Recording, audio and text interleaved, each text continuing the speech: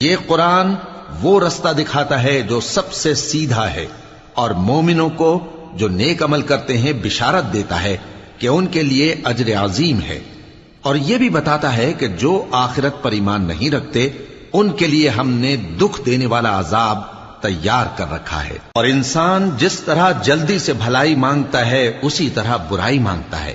اور انسان بڑا جلد باز ہے۔ اور ہم نے دن اور رات کو دو نشانیاں بنایا ہے، سو رات کی نشانی کو تاریک بنایا اور دن کی نشانی کو روشن، تاکہ تم اپنے پروردگار کا فضل یعنی روزی تلاش کرو اور برسوں کا شمار اور حساب جانو۔ اور ہم نے ہر چیز کی بخوبی تفصیل کر دی ہے، اور ہم نے ہر انسان کے اعمال نامے کو بصورت کتاب اس کے گلے میں لٹکا دیا ہے، اور قیامت کے روز وہ کتاب اسے نکال دکھائیں گے جسے وہ کھلا ہوا دیکھے گا۔ کہا جائے گا کہ اپنی کتاب پڑھ لے، تو